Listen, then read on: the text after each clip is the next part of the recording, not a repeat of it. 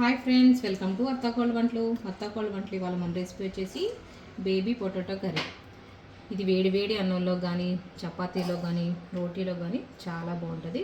ఒకసారి మీరు కూడా ట్రై చేసి ఎలా వచ్చిందో నాకు కామెంట్ చేయండి. ఈ వీడియో కనుక మీకు నచ్చినట్లయితే లైక్ చేయండి, షేర్ చేయండి, సబ్స్క్రైబ్ చేయండి. అలానే మా అత్తాకోళ్ళ వంటల్ని ఫాలో అవ్వండి. చూడండి, మీకోసం మార్కెట్కి వెళ్ళి చిన్న చిన్న బేబీ ఆలు అయితే తీసుకుని వచ్చేసానండి. ఎంత క్యూట్గా ఉన్నాయి చూడండి. అలానే ఇవి మట్టి కూడా చాలా ఎక్కువ ఉంటుంది దీనికి. అందుకనేసి ఒక 5 నిమిషాలు వాటర్లో వేసేసి నానబెట్టేసి ఆ తర్వాత ఒక 4-5 సార్లు శుభ్రంగా క్లీన్ చేసేసుకోవాలి. ఆల్రెడీ ఇంకో చూడండి, నేను క్లీన్ చేసి పెట్టిస్తున్నాను. ఇప్పుడు కుక్కర్ తీసుకుందాం. చూడండి, నేను 2 గ్లాసులు ఇందులో వాటర్ వేసుకున్నాను. వేసుకున్న తర్వాత ఈ బేబీ ఆలు అన్నీ ఇందులో వేసేసుకోవాలి.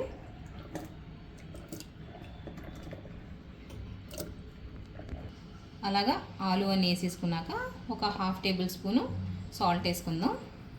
సాల్ట్ వేసుకుని మూత పెట్టేసి 3 విజిల్లు వేయించుకుందాం.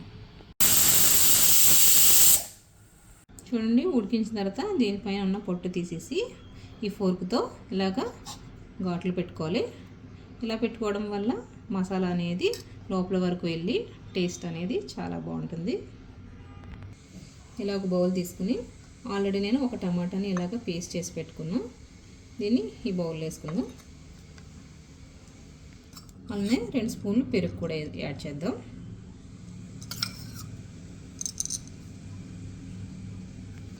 ఒక స్పూన్ కారం కూడా వేసుకుని దీన్ని మొత్తం కలిపేసుకోవాలి. ఉండలు అనేది లేకుండా సాఫ్ట్గా.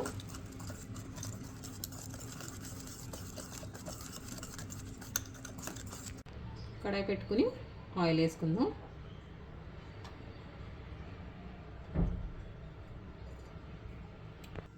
చూడండి, ఆయిల్ హీట్ అయిపోయింది కదా.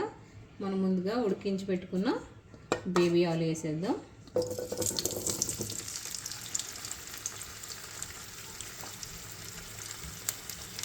చూడండి, ఇలా వేసినాక దీన్ని ఇలా కలుపుకున్నాక ఇప్పుడు కొద్దిగా పసుపు వేసుకుని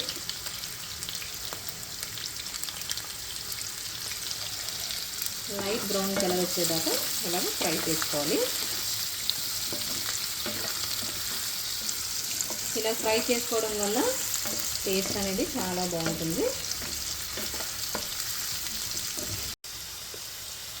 చూడండి, ఫ్రై అయిపోయాయి కదా.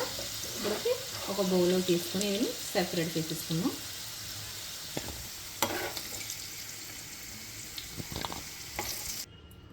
ఇప్పుడు బిర్యానీ మసాలా ఫ్రై చేసుకుందాం. అలానే జీరా. చూడండి, ఇలాగా ఫ్రై చేసుకోవాలి. ఈ ఫ్రై అవుతున్నప్పుడు సన్నగా తరిగి పెట్టుకున్న వెల్లుల్లిపాయలు వేసుకుందాం.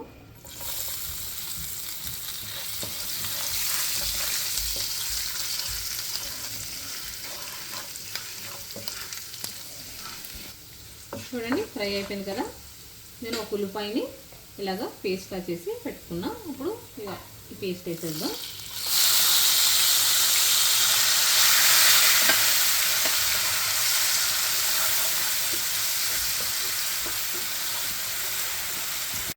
చూడండి, ఇలా ఫ్రై అయిపోయిన తర్వాత అల్లం వెల్లుల్లి పేస్ట్ వేసుకుందాం.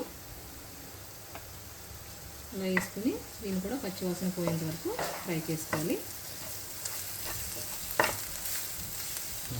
చూడండి, ఇది కూడా ఫ్రై అయిపోయింది. ఇప్పుడు ముందుగా ప్రిపేర్ చేసి పెట్టుకున్న టమాటో పేస్ట్ ఇదంతా వేసుకుందాం.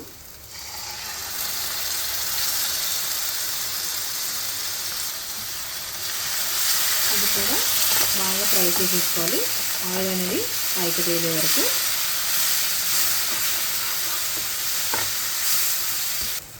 చూడండి, ఆయిల్ అనేది సెపరేట్ అయిపోయింది కదా.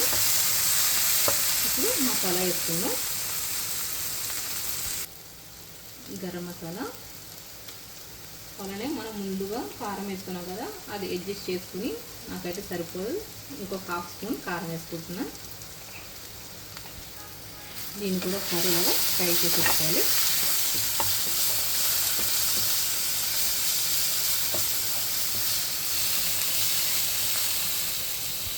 ఫ్రై అయిపోయింది కదండి. ఇప్పుడు మనం గ్రేవీ కోసం వాటర్ యాడ్ చేసుకుందాం.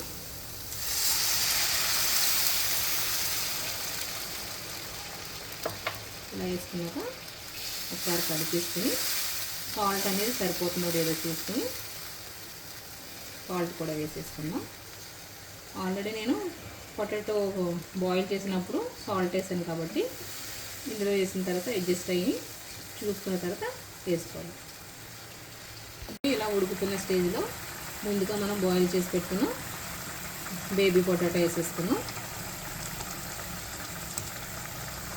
ఇలా వేసేసుకొని ఒకసారి దీన్ని అంతనే కలిపేసుకొని ఇప్పుడు సాల్ట్ ఇప్పుడే చూసుకోవాలి మనకి, ఎందుకంటే ఆలూలు వేసాం కదండి. ఇప్పుడు రుచికి సరిపడా సాల్ట్ వేసుకున్నాం.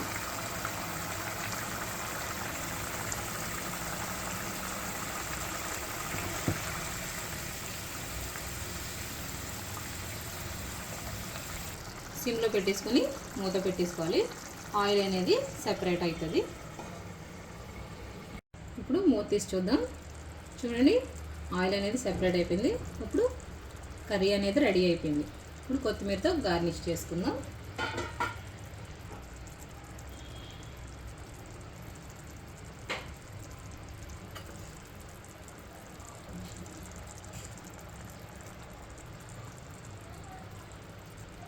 చూడండి, లాస్ట్లో ఒక చిటికెడు కస్తూరి మెతి ఇది వేయడం వల్ల టేస్ట్ అనేది చాలా బాగుంటుంది. ఇది రోటీలోకి కానీ చపాతీలోకి కానీ తింటే సో యమ్మీ యమ్మీ. ఒక్కసారి తిన్నారంటే మళ్ళీ మళ్ళీ తినాలనిపిస్తుంది, అంత టేస్ట్గా ఉంటుంది. చూడండి, బేబీ పొటాటో కర్రీ అయితే రెడీ అయిపోయింది. ఈ వీడియో కనుక మీకు నచ్చినట్లయితే లైక్ చేయండి, షేర్ చేయండి, మీ ఫ్రెండ్స్ అండ్ మీ ఫ్యామిలీ మెంబర్స్కి షేర్ చేయండి. సరికొత్త వంటలతో మీ అత్తా కోడళ్ళు.